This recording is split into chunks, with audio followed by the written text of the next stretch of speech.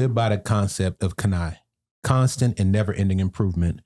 Be strong, work, be consistent, dedicated, dependable, and disciplined. When you do those things, you will be successful. And I'll leave people with a quote from Earl Graves, who was the founder, and I had lunch with Earl Graves of Black Enterprise magazine. He talks about reading. He says, reading books is an invaluable act of continual learning and personal growth, of expanding the capacity to recognize opportunity, of developing the robust imagination that is necessary for innovation. He goes on to say that a self-education, an eye for opportunity, and the ability to innovate is quite simply the universal law for lasting success and wealth. I remind people, a life of service is a life that counts. Make the rest of your day the best of your day.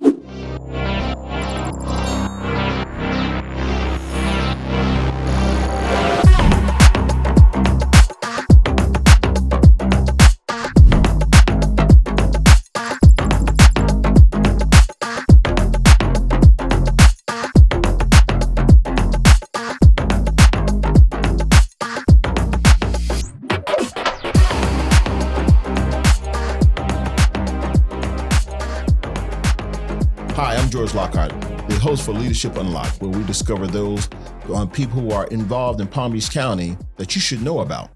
You may know their names, but you don't know their faces. You may know their faces, but you don't know their name. Our job here is to blend the two together and then for you to find out what that powerful resource is for you.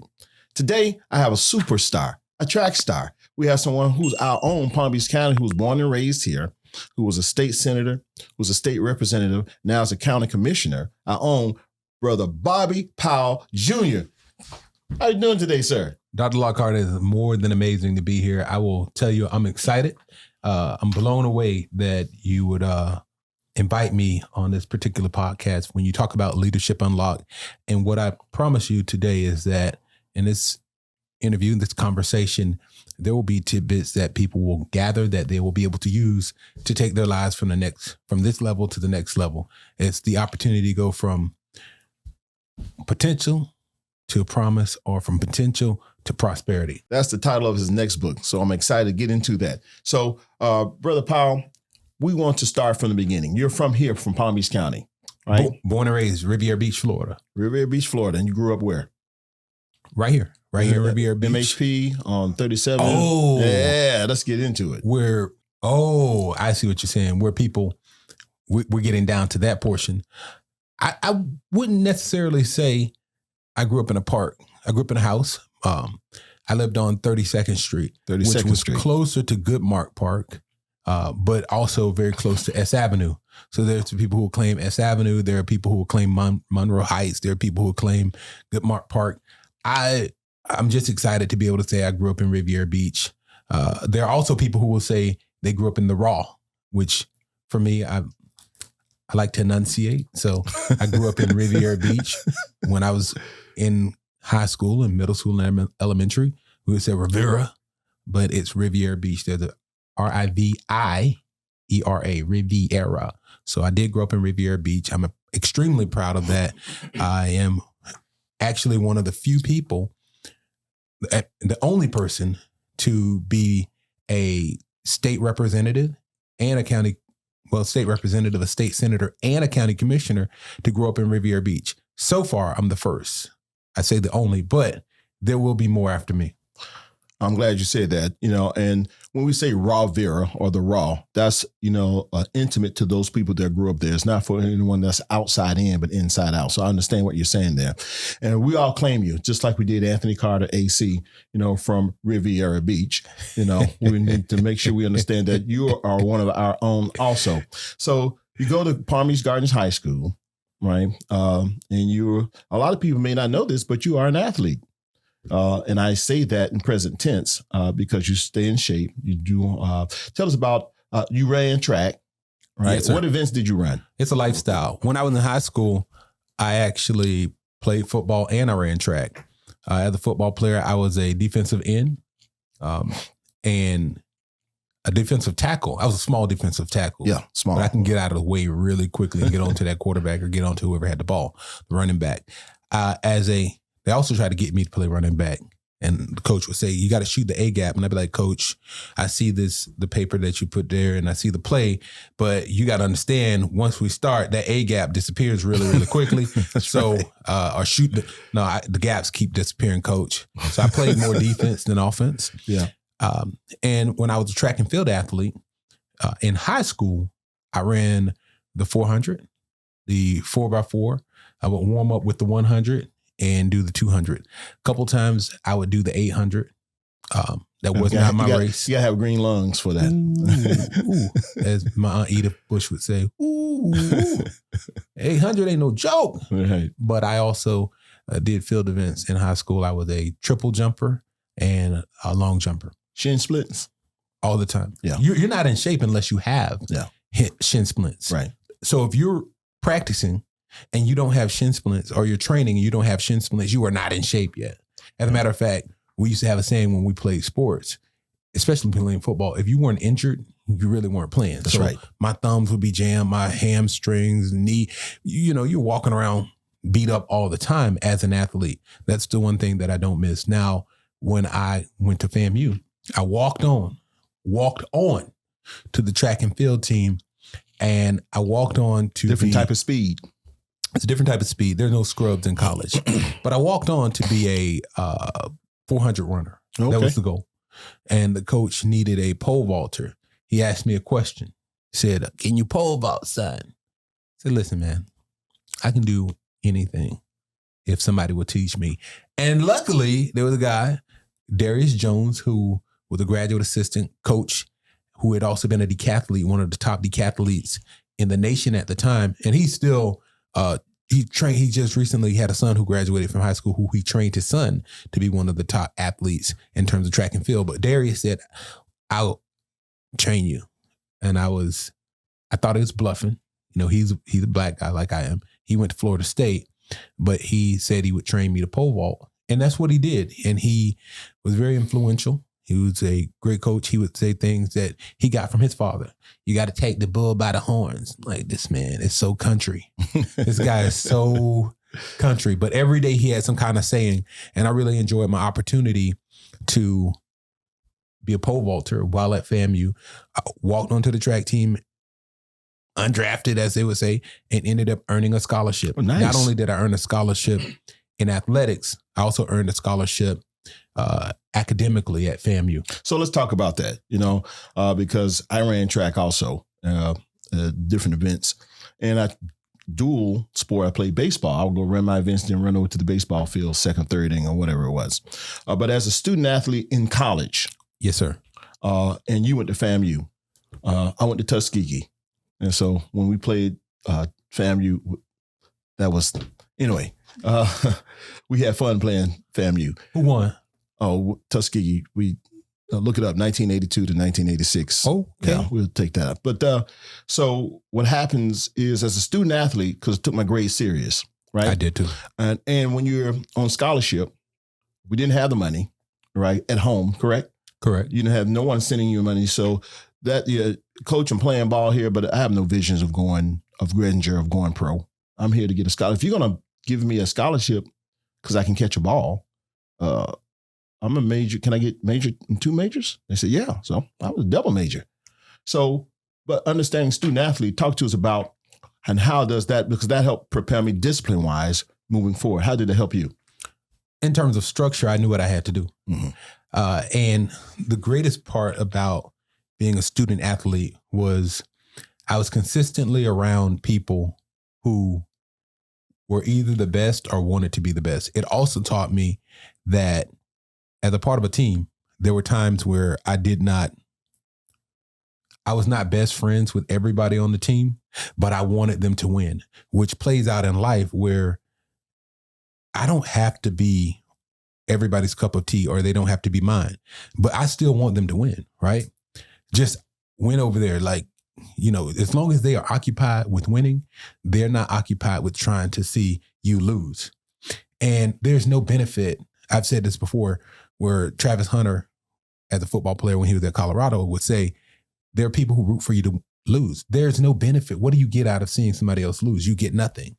The satisfaction of feeling like they're part of what you are. Mhm. Because if you constantly root for someone to be losing, then innately, inherently, internally, you must be a loser and you want people to be where you're at. So me, I'm a winner and I want to see other people win. So what I do is I root for everybody. I root for my opposition because as long as they are winning, I'm winning, they're winning. We're not in each other's way. So that's very profound. On my social media, I says, I'm rooting for everybody to win. You know? Absolutely. And so I think that's very important. Let's talk about fatherhood. Yes, sir. So how many children do you have? I've got one. So that's the litter. Yes, sir. So being a father, how has that changed your life? Because everything you're talking about up to this point, you've been quite a busy man, well-structured. But when you drop that drop of oil in that water, things change. So how has it changed you? Ooh. So for me, fatherhood starts as what you see. And I had an example. So although when I was a kid, my dad did not come to all of my basketball games or every track meet or every football game, my dad was at home. He wasn't in the picture. He was at the house. So as a coach, I've seen where the dad will show up at the game and say, put my son in, and would yell at me. Yeah. You need to put my son in and we'll be winning. And, you can't look at the dad and say, hey, you weren't at practice the whole week to know that your son doesn't know how to do anything except for play with the grass. Yeah. Because you weren't. And these are little kids, by the way. Sure. But some older kids only play with grass too. But as a father, watching, my example came from my dad. And my dad was over my house this past Labor Day. I threw some ribs on the grill and my dad said, man, you did well. It's almost like I cooked them myself. Very tender. My dad is one of the best barbecuers or real rib cookers that you will know. And to have that satisfaction of watching him indulge and to give me his stamp of approval. Mm-hmm. He wasn't perfect. He was dynamic. I mean, the same person that would yell at me for something would be the same person the next morning cooking me breakfast before I go to school. Had me confused. I would be like, as a kid, when your parents are angry at you, you feel like you're crushed, your feelings hurt. Right. You feel like it's the end of the world. And then the next morning they wake up and cook you breakfast and act like last night didn't happen. Mm-hmm, right. Mm-hmm. So it was psychological complex, but it helped me to grow into who I am today. And it allowed me to know that with my daughter, she's only 6. So I can be mad at her for a minute and 2 seconds later, she'll come back and hug me like I didn't even yell at her. At some point, I know that will go away and she'll internalize it to be like, oh, daddy's mad. Mm-hmm. And she'll take her time. But right now, I get on her about something. 2 minutes later, she's over it. Okay. My daughter has this special ability to be in the middle of a cry. And then you ask her to do something. She stops crying and just does it. And then she'll go back to her pity party. Girl, what are you doing? Right? As a father, it's the greatest gift that we have. Myself and my wife, Whitney, I think we are excellent parents. We should probably have another child because we're just so good at this. But most people have said that first child will confuse you. You'll think, oh, we're perfect. And the next one comes and it's like, ooh, we don't know what we are doing. Right. So being a father is the greatest gift. It's sewing into my daughter, being a husband. Those are the things that really make my world go around, and having great examples to watch. I had a great father, had a great mother. My mother passed away when I was 19, but the seeds that she left in me have grown and blossomed into me being able to give and do what I do today. So you had to adjust. Would you say your mother passed at 19 years old? You're in college. Right? Absolutely. And so that had an effect on you. Absolutely. How were you able to bounce back from that? You don't, right? You don't bounce back. You push through. Mm-hmm. You don't. There's not a day that goes by that I don't recognize and realize that a part of me is missing. I talk about, when I tell my story, feeling like there were hands when I found out my mother had cancer that were wrapped around my neck, and it felt like I was being choked to death, or there's the feeling of always being choked and there's no release. When my mother passed away, that feeling of choking, I remember her saying, you said, if anything happens to me, you're going to be all right. We going to be all right. When she passed away, that feeling kind of went away because of what I told her and what she said. But what it left was this emptiness, as if the family's here, but we're in the house, but there's a door that's open. Mm-hmm. And that door is consistently open, and there's nothing you can do to close the door.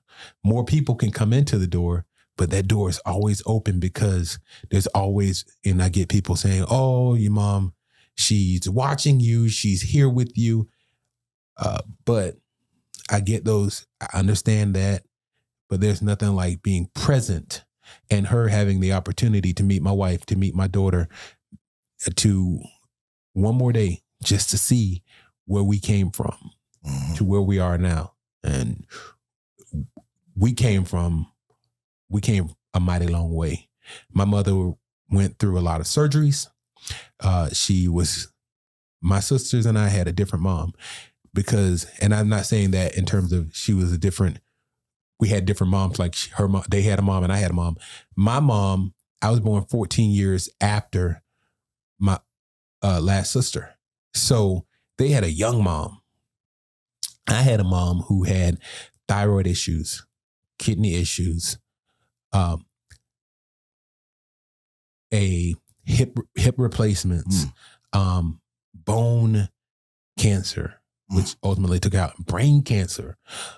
There was a time when I was after school back in the day, our parents would have us stay at the neighbor's house or somebody who we trusted. Right. Can't do that really too often today. Right. But I was at the neighbor's house, Miss Kate. Miss Kate was an elderly woman who watched me until my mom got off of work. She worked at Pantry Pride. And I remember one day just being out there waiting for my mom to come home. She didn't come home. My dad came home first. He worked construction. So when he came home, he said, "Where's your mama?" I don't know. And that's when he found out she was in the hospital, and it took a long time for her to come. And that was when she had renal failure, which is the kidneys. Yes. And from that point on, she was on dialysis. Well, you've had, that's a very poignant story because like you said, you don't ever bounce back from something like that. And I can't tell you a story like you can, obviously, but it helped fortify you to push forward to where you are. You had other mentors. I know I wrote a book called 357. 3 plus 57 is 60. So from kindergarten to undergrad, you've had 60 teachers. Right. So how many teachers have made a difference in your life? For me, was one that you would tell your grandchildren about. Sit down, be quiet. I want to tell you about this child that changed my life. How many would it be for you? Ooh, there would be quite a few. There's some that stick out as tops. And because we can relate to some of the teachers because their stories and their backgrounds are similar to ours, I can tell you teachers who pushed me to do things that I didn't think I could do. Man, that's such a great question.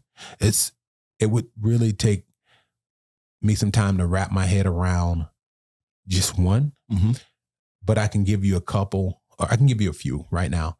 When I was in college, there was Ann Weed Kimbrough, who was the dean of journalism and graphic communication, who actually led to me meeting Dr. James Barge, who's my relative. But the things that she instilled in me after my mother passed away, and being a mother herself and allowing me to come stay at her house on a Thanksgiving with her kids and opening her doors and her heart to me. When I was in high school, there was Miss Ventress who passed away, Kirkland Reed, who was the science teacher. Our health teacher was Eric Childs, who was the person who persuaded me to go and play football and then to run track. As simple as saying, and he was the weightlifting coach as well. But his words were, it's kind of nerdy. Hey man, you may want to go play football because after you graduate from high school, you'll regret that you didn't play. Mm-hmm. And in my head, I was like, I don't know if I regret not playing, but he might be right. Let me try it out. And that's what I did. I tried it out, and he was right. I graduated from high school as a football player, but football led to me running track. Mm-hmm. And so had I not done that, one thing wouldn't have led to another, and I wouldn't have walked onto the track team at FAMU. By the way, part of the 2002 Mid-Eastern Athletic Conference track and field champions. So, I've got the ring, and I don't talk about it, but In 2001, I was the Scholastic Athlete of the Year for having the highest GPA on the track and field team. 2002, I was the Sportsmanship Athlete of the Year because as a pole vaulter and as an athlete, I figured out how to get my team to work together. In 2003, once again, the Scholastic Athlete of the Year on the track and field team for having the highest GPA on the track team. All the while, still an athlete, still a student, public relations student, Society of America. I was the first student at FAMU to receive the National Gold Key for practicing public relations at the highest level. An Arthur Ashe Jr. Academic All-American, as picked in the booklet or the magazine, Higher Issues in Education. Just a number of awards that started at FAMU. So when I'm here now, people look at me and think that this is something that has happened overnight. No, it's been a process. But before FAMU, I was just a regular student, just a regular kid with a disabled mother. And I went to Tallahassee and jumped into what I've become today. So FAMU, right? Then you went to Florida State. Went to Florida State. And so why Florida State? Because you're a Gator, Palm Beach Gardens Gators. That's why right. not Gator to Gator? Why not go to University of Florida? It's simple. I had the opportunity. The first time I ever flew was the University of Southern California, the Annenberg School of Journalism, invited myself and Aurelio Mitgens to come and view their campus. And they flew us out. They flew us to California, or as people would say, we got flued out. we got flued out. So they flew us out to California. I saw the campus. I loved it. We were talking about packages in terms of funding. I told my dad, I'm getting ready to go. I love the school and that was my first flight. So I love the idea of flying out to California. I'm going to USC, right? For grad school. I'm not coming back home. I'm not coming back to Palm Beach. I'm going to California because it was also an opportunity. If I did the communication school there, I could have been a publicist. I could have been an actor in California. There were so many opportunities. And my dad, who at the time was in his 50s, persuaded me. And I thought 50 was old back then. I was like, man, this old man wants me to stay in Florida. He just started complaining. Oh, if you go to California, I'll never be able to see you because I can't drive out there if something happens to you. Or if something happens here, you have to get on a flight. Oh, Lord. Oh, what you gonna... Just complaining. He wasn't crying, but he was complaining. So I decided to stay in Florida. And with that, I looked at some schools, some FAMU schools in terms of like the law school. I also looked at FSU's master's programs. I was a part of FAMU had a graduate assistantship program where they could help you get into graduate programs. And FSU has sent letters to me saying things like, are you tired of liquor stores being in your community? And the program was urban and regional planning. Okay. So I decided, and this is what people have to do. Take a chance. You may not know what you're interested in, but look at it, review it, and go after it. So I went over to FSU to check out the program. And I said they saw my transcripts, they saw everything. I said to the advisors and those in charge, I'm willing to come to the program, but you got to do one thing. What did Jerry Maguire say? Where's the money? Show me the money. Show me the money.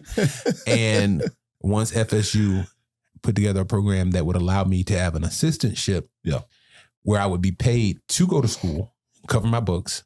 So a majority of my grad school was paid for by an assistantship and a stipend. And it was actually a HUD program that one of the founders of that program, ironically enough, is Malachi Knowles, who's inner city youth golfers. Yeah. He drew up the legislation for that HUD program, which provided assistantships to people to be in urban and regional planning. So Malachi is actually an urban planner. Yeah, so that's very important. Where did he go to undergrad, Malachi Knowles? That's a good question. Where did he go to undergrad? Maybe he went to Tuskegee. Is that right? So being a student at grades are very important because everyone, wants to play different sports and activities like that. But being a student athlete, your first job as a student are your grades. Correct. I told my own personal children that, that's, your solvency to get away, to get ahead and do a lot of different things like that. So now you said you had a mentor. Let's talk about James Barge. Yes. Dr. James Barge. He's a relative of mine. He passed away a few years ago. And he was also my dad's teacher, taught my dad how to work on cars. He ended up being the bureau chief for the Department of Education. He was also a professor at FAMU. And what's so profound about Dr. Barge is he showed me all of his accolades, all of the things that he had acquired over the years. And it was a gap where I connected with him through meeting his grandson and not knowing that he was a relative. Mm-hmm. And his grandson, we were sitting at a table at a FAMU regional conference event. And because of Ann Kimbrough, I decided to sit with people who I did not know. There were people who I knew, and there's always a room where there are people who I know, but there's no benefit in just conversing with the people who you already know. So I sat at a table with people who I did not know, and we started to exchange information. And some type of way, we got onto the fact that my family originated out of Defuniak Springs. Well, this guy says, Justin says, well, who your people? Mm-hmm. Who are your people? Which means who are your family members in Defuniak Springs? So I listed and started talking about my family. Evidently, Defuniak Springs is such a small place. My family was his family. And he wanted me to meet his grandfather, or as he would call him, his papa, mm-hmm. so that I could just, one, as a state representative at the time, get to know another family member and connect on that level. And Dr. Barge, and this is what I get from older people all the time, the greatest gift that we can get as young folk is they have the knowledge. Right. They've been through something. They have the confidence. And if they can sow that into us, mm-hmm. it gives us the ability to believe and to go far. And one of the things that I thought was profound at the time was Dr. Barge. And this was before I was a state senator. This was before I was the county commissioner. I asked him, I said, Dr. Barge, could you have been the president of FAMU? At the time, FAMU had only had a few presidents. He said, absolutely. And I was like, wow, look at that confidence. He was like, without a shadow of a doubt. And this is a guy, this is my family. This is my blood. If he could do it, then I can do it. Right. So that level of confidence that he instilled in me, and the words and the thought process of a life of service, of a life that counts, how his life, he received benefit from serving other people. And when you serve others, God will take care of you. Mm. The universe works in a way that when you're selfless as opposed to selfish, you will be taken care of. Too many people walk around worrying about themselves. But when you learn how to serve, God takes care of you. So he taught me that a life of service was a life that counts. He also instilled several other lessons in me, just learning and dealing with that generation that's much, much older than us, that are elderly, that are in their right minds, will teach you things and will open your eyes to the things that they had to go through, that will allow you, if you open your mind, to know what you can do. So that's important. The Bible talks about that considerably, about being servant leadership. That's Jesus Christ. That's what his whole anthem was about. There's a fraternity, I said, first of all, must first, So you ever thought about pledging any fraternity for servants of all of us? I've always thought about pledging. What fraternity have crossed your mind? I mean, if there's any, that may be. That's always a comprehensive thought of what fraternity I would pledge if I had the opportunity to pledge fraternity. Mm-hmm. I don't want to say any particular fraternities right now, because I don't want to, as a graduate of an HBCU, if sometimes you put that stuff out there, you may get in trouble and they may not want you in their fraternity. Well, sometimes if you think about it, there may be something that, you look at and see the history. You seem to be a history buff. So think about things of that nature. So, but moving forward, let's talk about where you are today. You are the first urban planner on the commission. Tell us a little bit about that. You know what? It's been provision that I've been an urban planner. I was the first urban planner in the legislature as a state representative, and the first urban planner in the Senate. And I'm AICP certified. Now, what is urban planner? And what is AICP certified? Urban planners, we work on the built environment. It's a level where we look at what goes into a community. And there's so many facets of urban planning. It can be environmental, it can be transportation, it can be communities. I specialize in land development and now in previously government approvals. So that would be working through all of the processes that would allow for a development to receive approval from the government authorization agency, whether it be the city or the county. Uh-huh. So if you want to build a new McDonald's, you may want to come to us. Or if you want to build a store, you want to do a what we'll call a halfway house or a recovery house. You go to your planning specialists and we'll look at the land use.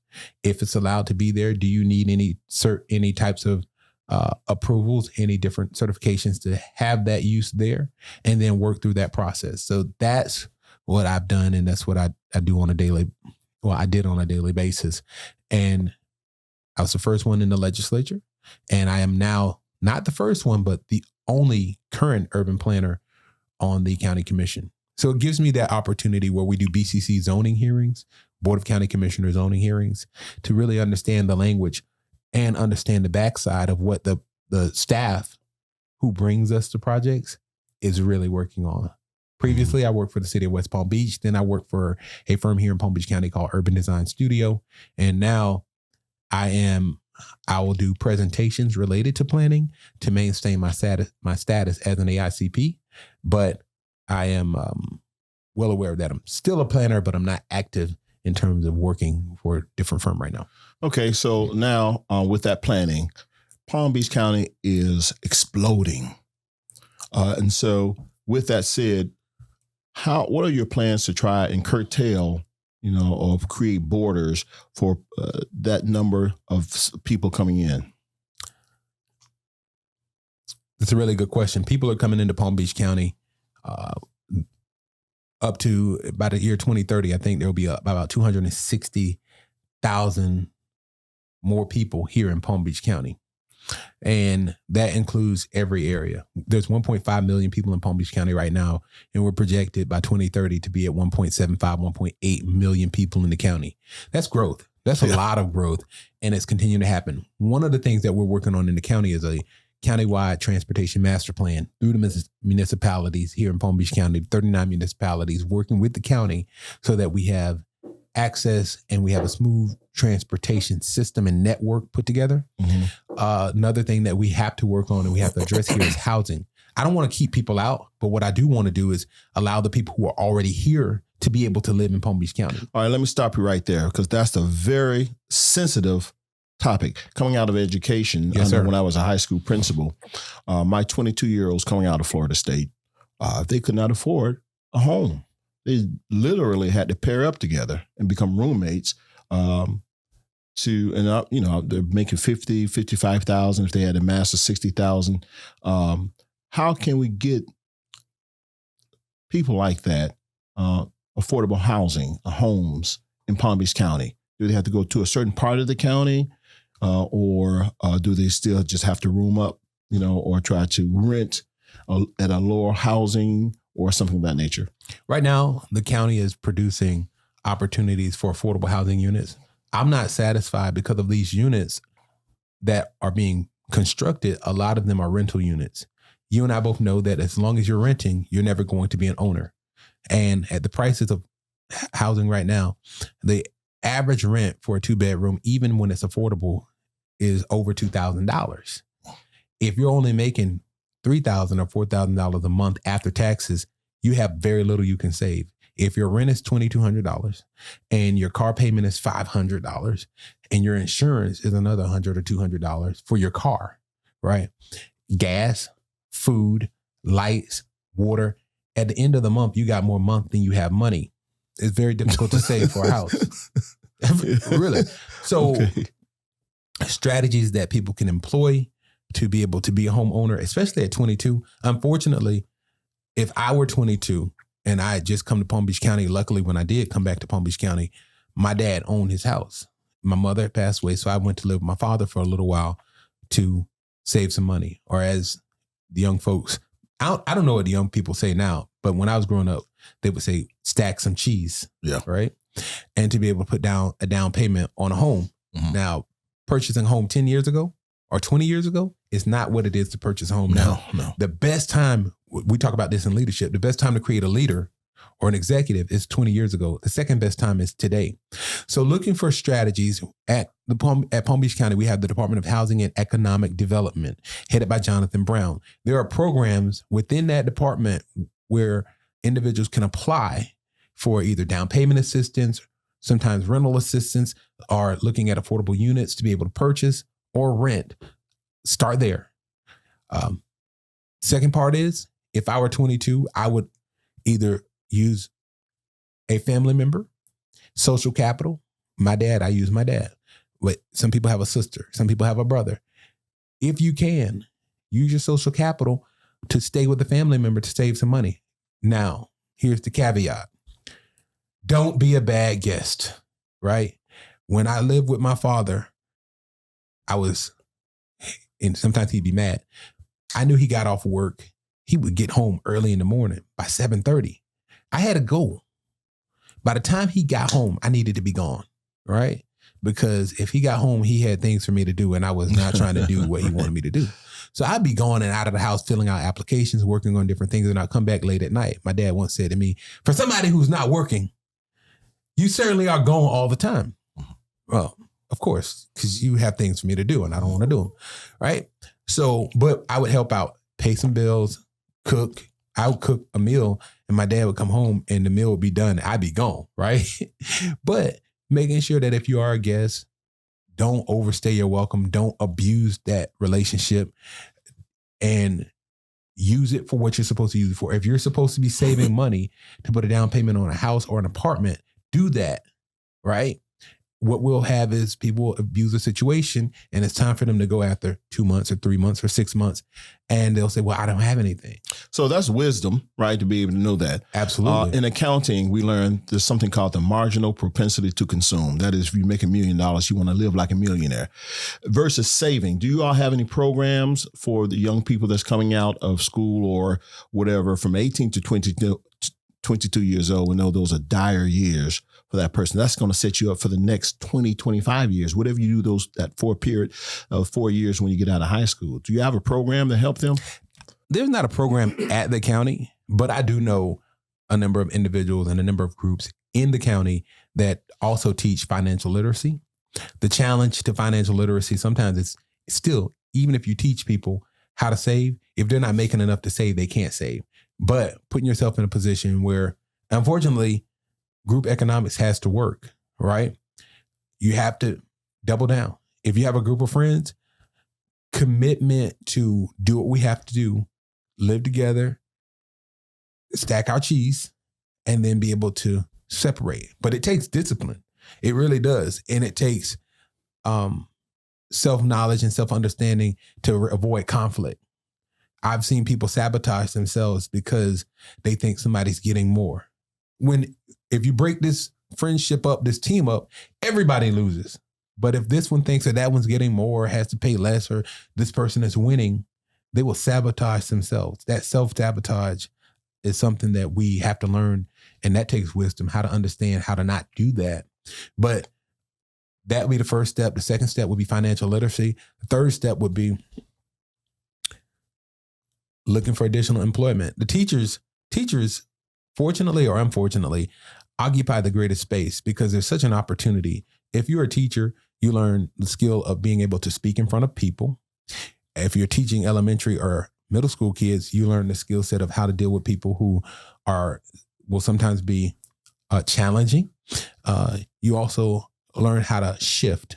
You may come in with one plan today to do this, and because of whatever happened, you have to shift. Mm-hmm. Also, teachers have the ability, because of their skill sets, you can offer on the weekends tutoring.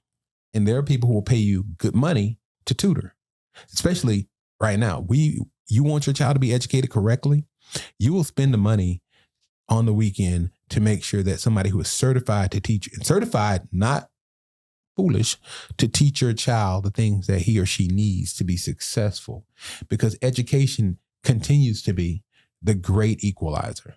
Absolutely. Knowledge is power. Yeah. So now since you've come on the political scene here locally, what was the landscape like when you first came on, and where is it now? It shifted. When I first came along, the landscape in Palm Beach County, especially for political people who look like me, was more woman dominated. And we were not in so many positions. I'm currently the chairman. I said chairman.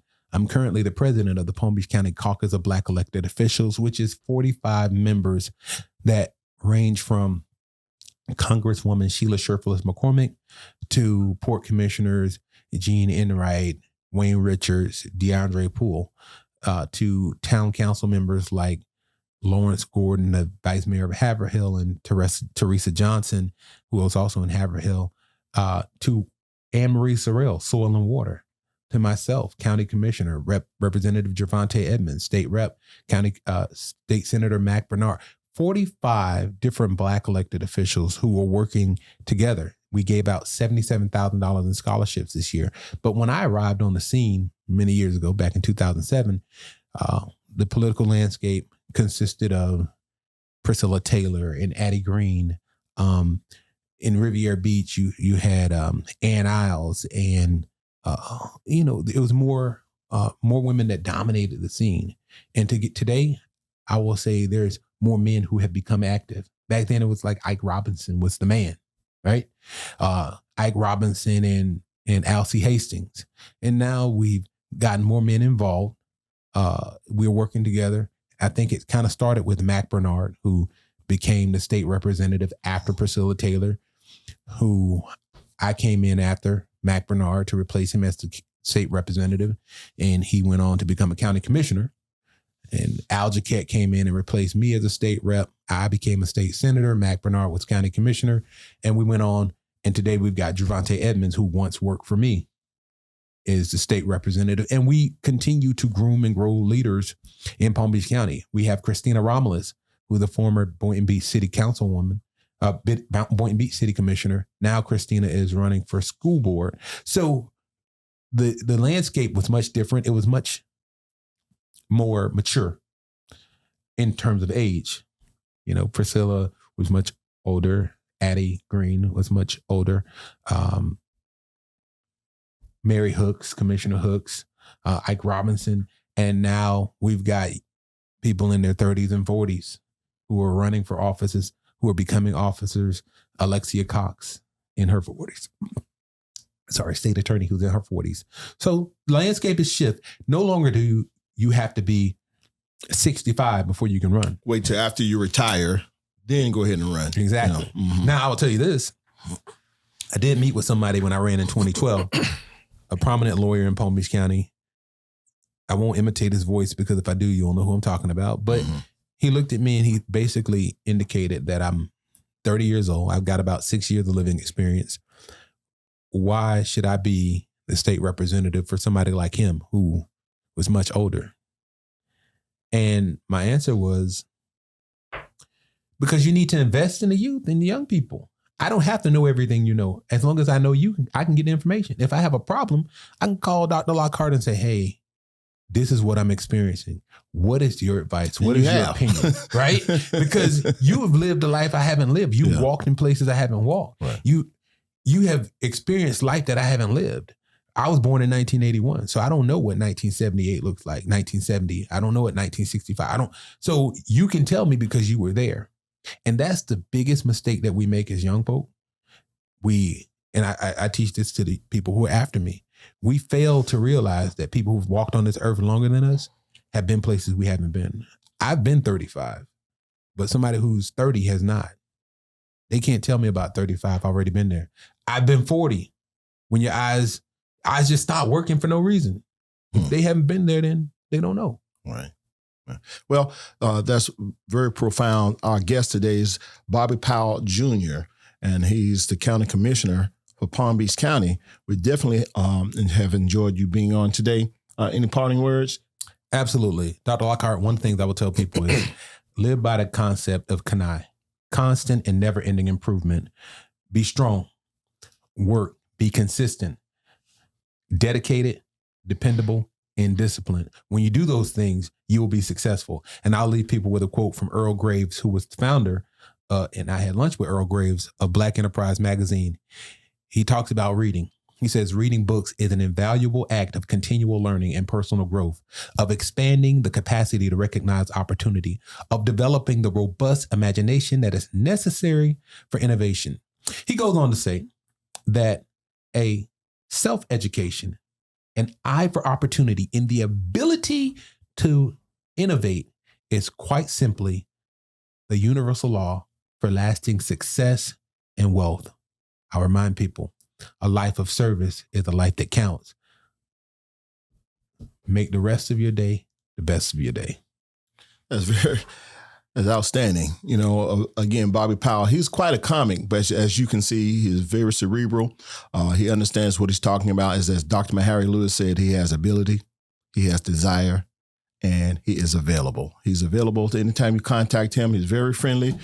He's easy to communicate back the different things that you have. Again, on Leadership Unlocked, that's what we do. We bring those faces and names that you may not know particularly and into your own living room. So we're making a personal effect. Again, thank you very much, brother. Thank you. And you know what else? Make sure they follow us on social media: Instagram, Facebook, YouTube, LinkedIn, and X. We're on all those platforms. Please like, follow, share, subscribe. And we continue to do this so that our team and our people can be informed and go to the next level. I'm glad to have mentored you, you know, and have Thank a you little for piece, your mentorship, you know, and what we have become and will become. So we'll look for you in the next stage of life. Until we meet again, this is Dr. George Lockhart, Leadership Unlocked.